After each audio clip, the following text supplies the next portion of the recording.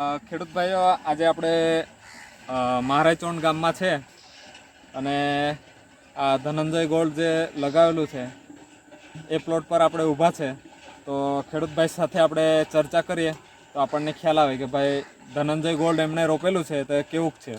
તો સૌપ્રથમ ખેડૂત ભાઈઓ, આપણે ખેડૂત ભાઈ છે મહારાજચોણના, એમનું નામ જાણવા માંગીશું. તમારું નામ જણાવશો? મારું નામ છે રણજીતભાઈ ધનજીભાઈ ગાયકવાડ અને હું મહારાજચોણનો રહેવાસી છું. અને આ ધનંજય ગોલ્ડમાં પહેલે જ વર્ષે થોડુંક નોલેજ મળ્યો હતો કે ધનંજય ગોલ્ડ સારું છે. બરાબર છે. એટલે હવે 4 કિલો લાવ્યા હતા અને રોપ્યું તો બધી રીતે ફૂટપાથમાં, બધે આંગરમાં, આ દાણામાં બધી રીતે સારું છે. એટલે અમને બહુ ગમ્યું એમ. બરાબર છે.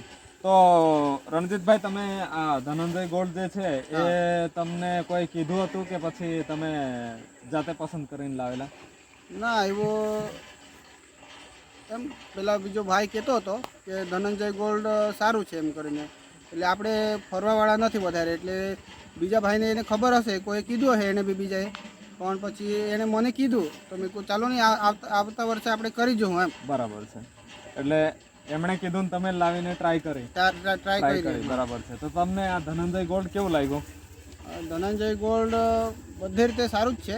હવે એની કોઈ ખામી કાઢવા કઈ એવું છે જ નહીં. બરાબર. હાઈટ બી કમ્પ્લીટ છે. હા, બરાબર છે. અને એની કંઠી જે છે, હા, એ તો કેવી લાગે તમને? હા, એ તો જોરદાર છે. જોરદાર છે. દાણા બાણા કંઠીમાં? હા, કમ્પ્લીટ.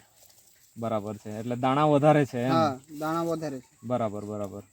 એટલે ઉપજ વધારે આવે એના હિસાબે છે બધું. બરાબર છે. એટલે દાણા વધારે છે તો ઉપજ બી તમારે વધારે આવશે. બરાબર ને? હા, બરાબર. એમાં ફૂટ કેવી છે તમને? ફૂટ કેવી લાગી? બહુ જ સારી છે. ફૂટ બહુ જ સારી છે એમ ને? આ ત્રણ વધારે છે આમાં. બરાબર છે. ને હાઈટ ને બધી રીતે સારું છે. બરાબર ને? તો ખેડૂત ભાઈઓ, આપણે રણજીતભાઈનો અભિપ્રાય લીધો કે ભાઈ ધનંજય ગોલ્ડ છે એ એમને ખૂબ પસંદ છે. અને ખેડૂત ભાઈઓ, તમે પણ આવતા વર્ષે આ ધનંજય ગોલ્ડ વાવો અને સારું મબલક ઉત્પાદન લેવો એવી આશા. ધન્યવાદ.